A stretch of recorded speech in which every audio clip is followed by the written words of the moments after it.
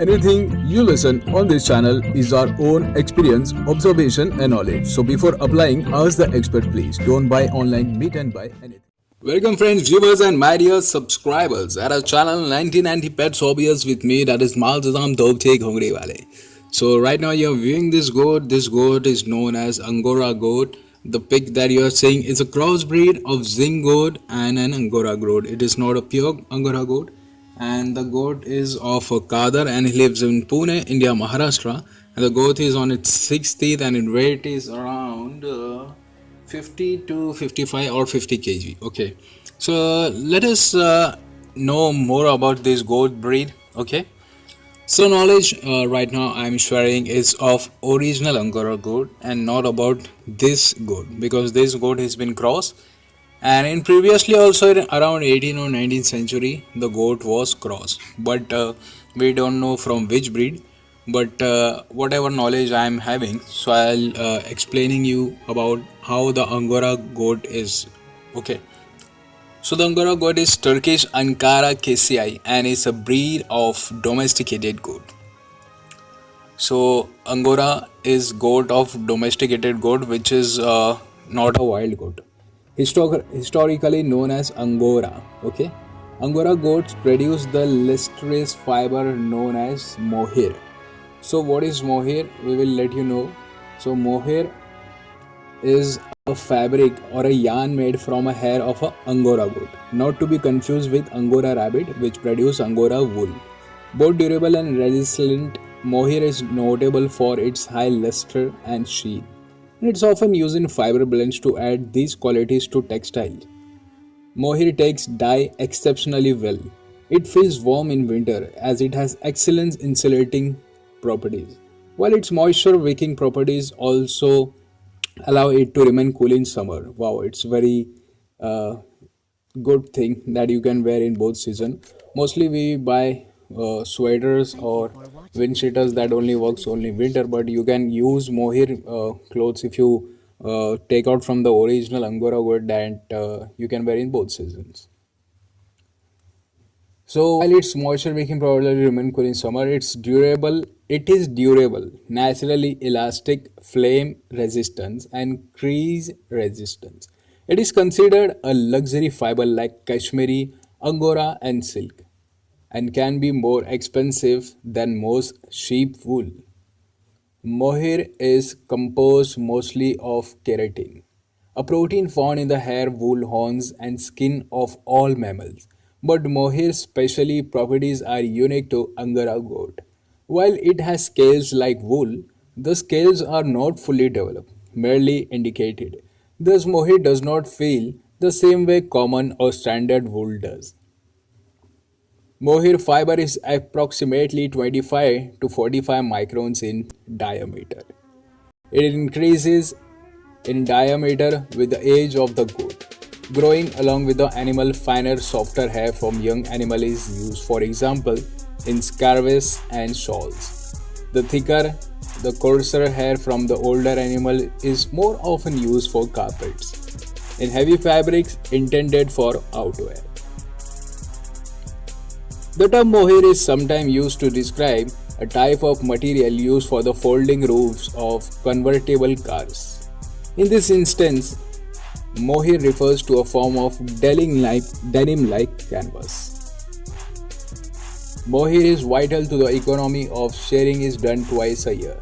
In the spring and in the fall, one goat will produce 11 to 17 pounds or 5 to 8 kgs of mohair a year. Shearing is done on clean, swept floor and extra care is taken to keep hair clean and free of debris. The hair is then processed to remove the natural grease, dirt and vegetable matter that was fed to the goats. Mohair grows in uniform locks. The Angora goat is single coat breed.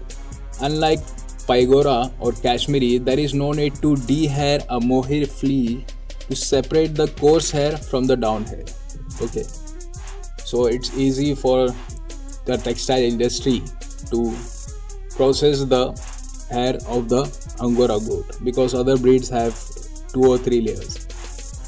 South Africa is the world's largest mohair producer as 2013 supplying around 50% of the total world population. Due to animal cruelty in South Africa, farms Zara, H&M, Gap, the Topshop, Lacoste and many more will no longer sell mohair clothing.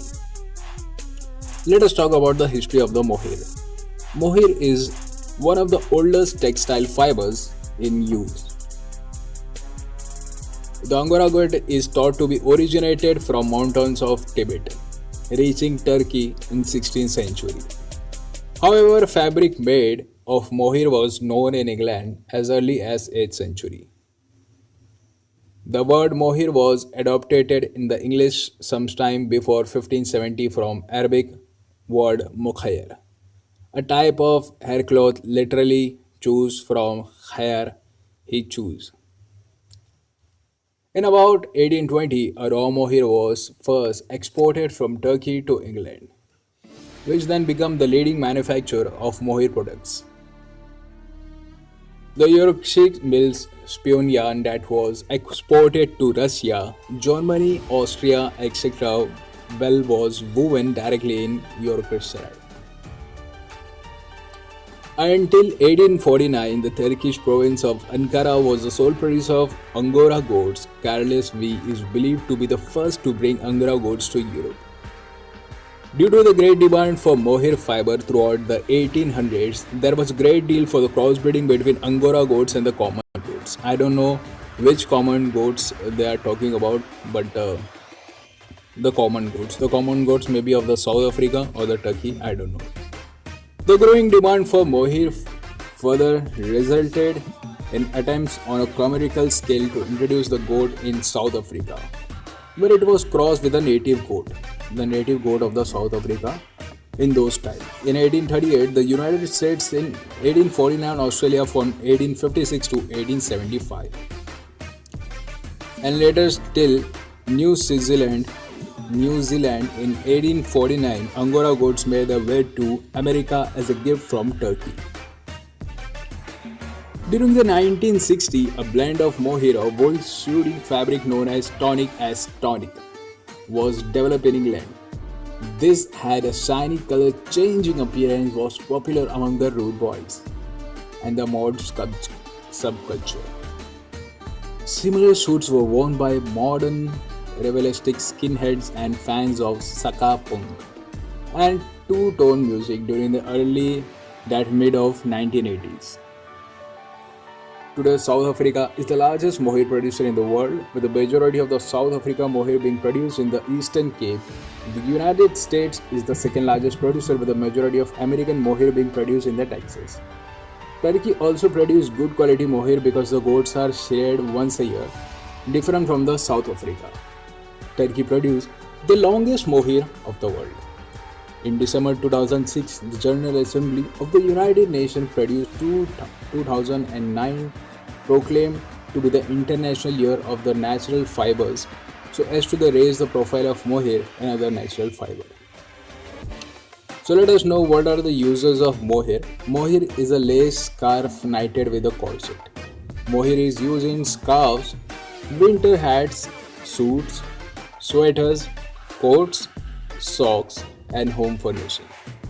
Mohair fiber is also found in carpets, wall, fabrics, craft yarns, and many other fabrics, and may be used as a substitute for fur because its texture resembles fine human hair.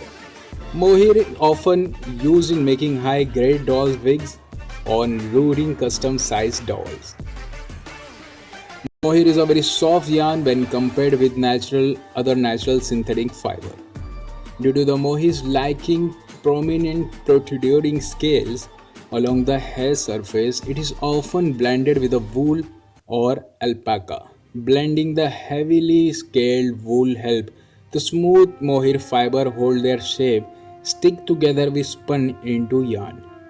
Mohair is also valued for certain other unique characteristics. It is warmer than other fiber even when used to make a lightweight garment, and it is often blended with wool for this reason. And mohair fibers have a distinctive luster created by the way reflects the light.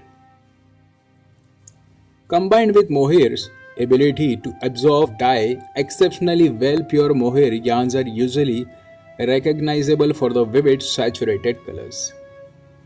Fibers from young goats are softest and used to manufacture yarn for clothing. Fiber for mature goats are used to produce such as rugs or carpets.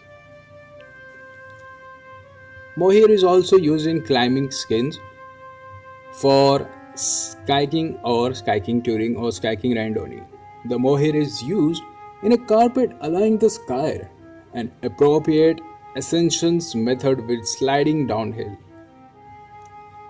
Let us talk about the mohair industry worldwide. As of 2009, world output of mohair was estimated at around 5,000 tons a year, down from a high of 25,000 in the 90s. South Africa accounts for the 60% of the total production. South Africa mohair is generally exported raw or semi-processed to textiles maker in Europe. The UK and the Far East prices for the LL mohair declined in 2010 while prices for the kid mohair remained the same. An emerging market for mohair producers have been China. Let us talk about the US subsidies for the mohair production. During the World War II, the US soldiers wore uniform made of wool. Worried that domestic producers could not supply enough for future wars, Congress enacted loan price support programs for the wool and mohair in the National Wool Act of 1954 as a part of 1954 Farm Bill. Despite these subsidies, wool and mohair production declined. The strategy's importance declined as well as the US military adopted the uniforms made of the synthetic fibers such as Dacron and officially removed wool from the list of strategic materials in 1960. Nevertheless, the US government continued to provide subsidies to mohair produce until 1995, when the subsidies were eliminated effectively with marketing year ending December 31, 1995. The future of freedom, liberal democracy at home abroad. Farid Zakaria points out the subsidies were reinstated a few years later, due in large part to the lobbying on behalf of the special interest of the subsidy received by 2000. Congress had approved $20 million for the goat and sheep producers. As of 2000, mohair producers were still able to receive special assistance loans from the US government after an amendment to eliminate the subsidy was defeated. The US currently subsidizes mohair production under the Marketing Assistance Loan Program of 2014 from a Farm Act. International Year of the Natural Fibers are known as Angora goat. So this was about the mohair. So the mohair is the hair of the Angora goat. So I have let you know a little bit of the what is mohair, and let us know a little bit about Angora goat of himself. So the Angora goat has been regarded by some as direct descent of the Central Asian Markhor Capra falconeri. They have been in the region since around the Paleolithic.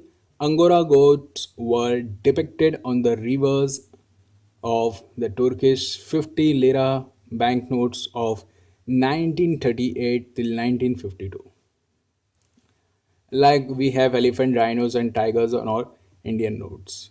Introducing to Europe, the first Angora were brought to Europe by Charles V, Holy Roman Emperor, about 1554, but like later imports were not very successful. Introducing to Australia, Angora goats were first imported in Australia in 1832 and 1833. They came from M. Polyneque stud in France to the property of Raleigh family of Raby. New South Wales purebred Angoras were imported from Ottoman Empire in subsequent years up to 1873. Ottoman Empire will listen nowadays in Arthur Ghazi to the properties in New South Wales, Victoria, and later South Australia. Other states followed. There were importations from South Africa in 1873 and from USA between 1890 to 1910.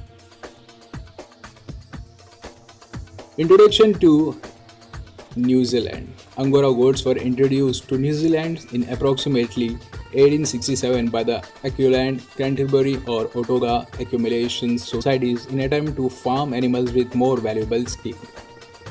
Angora goats initially struggled to gain a foothold but were unsuccessfully trialed for the weed control purpose of at Mangatoroto in 1904, and the following escapes of feral population established at Waipu, while a government herd was established at Helena Bay in 1917. Numbers of the Waipu feral Angoras were captured and used as a base animal for the government initiative aimed at the broadening New Zealand agriculture peace. These Angoras were initially improved with Australian genetics in the mid 1980s. Import from the South Africa Texan genetic via Australia were used to further improve the New Zealand Angora.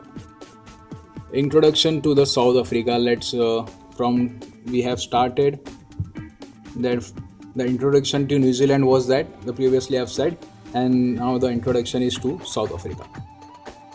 In 1838, Sultan Mahmud II of Ottoman Empire sent 12 Nigerian rams and one female to Port Elizabeth in South Africa. The rams were rendered infertile as the Sultan wanted to protect his country's powerful Mohir Empire.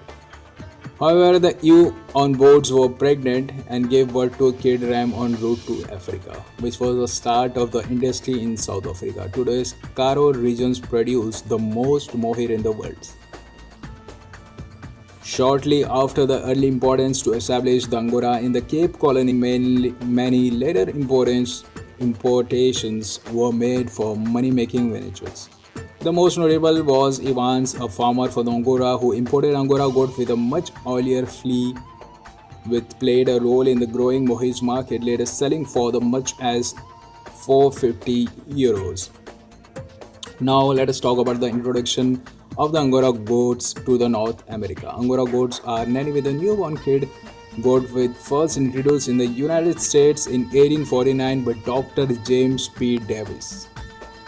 7 adult goats were gifted from Sultan Abdul Majid in appreciation for his service and advice on the raising of cotton. More goats were imported over time until the Civil War destroyed most of the large flocks in the south. Eventually, Angora goats began to thrive in the southern southwest, particularly in Texas, where there are sufficient grasses and shrubs to sustain them. Texas, to this day, remains the largest mohair producer in the US and third largest in the world. Let us talk about the characteristics of the goat. The fleet ank taken from Angora goat is called mohair. A single goat produces between 4 or 5 kilograms of hair per year. Angora are shot twice a year. Okay. Angoras, despite their coat, are not directly related to sheep. Turkey, Argentina, United States, South Africa are the top producers of the mohair. Secondary producers including New Zealand, Australia. For the long time, Angora goats are bred for the white coat. In 1998, the Colored Angora Goat Breed Associate was set up with the promote breeding of colored Angora. Right now you can see Angora goat is the cross of zinc, but still he is not white, he is in color like light brown or beige color or cream color. Now Angora goats produce white, black, deep black to grey and silver. Red, the color fades significantly as the goats gets older and brownish fibers. You can see right now the goat is in brownish fiber. I have uploaded the pic so because the goat was having that leash and it's against the YouTube policy, that's why. The Angora goats are most susceptible to the external parasite, ecoparasite than similar animals as their coats are denser. They are not prolific breeders nor they considered very hardly, being particularly delicate during the first few days of their lives when they are born. Okay. The further Angora have high nutritional requirement due to their rapid growth. A poor quality diet will curtail mohair development. If you want the mohair fiber to be at the best and a good quality, then you have to feed a good quality feed to the goat. Not you can just leave the goat that he is a grazing animal, so he will live on the grasses, or just I will put the extra vegetable waste matter so he will eat. No, if you want profit, then you have to invest in the feed also. there is a big myth and a mistake that people make from a very long time. Mostly the people who are in at the sides of villages, they think that okay, if I buy the expensive breed, whatever I will feed, he will give me the profit. That's not the point. If you are investing lump sum amount of 10 goats, that your native goats you are having, but you are investing in one breed that is from outside your country or from inside your country but from other state, so that one goat will give you the price of the 10 goats that of your native, so or more than that also. But for what purpose you're doing for his hair or for his meat or for his beauty or for his height and whatever, or for the meat purpose. So first, when you bring the goat, you have to call a veterinary doctor. The doctor will come and he will check the goat's temperature. He will check if the goat is having some internal or external disease or not. Then the veterinary doctor will give him all the vaccinations of the year. Now you will say that why the vaccinations are so important. The vaccinations are important because like we as human, when we are born, we have give the polio, because we will not face the polio in the later in our life.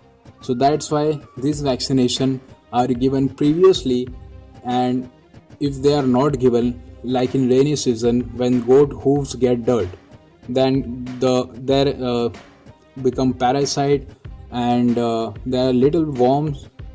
Then the goat scratch it with its teeth, and that worm between his hooves go into the mouth, and thus come a disease called FMD, that is foot and mouth disease. Most of the people, what they do, they clean their goat hooves with KMNO4, that is potassium permanganate. I know I still do, and I've learned from my teachers who are experts in goats, and those teachers are called as ustads in Urdu and Hindi. But for more precaution, we have to give them FMD.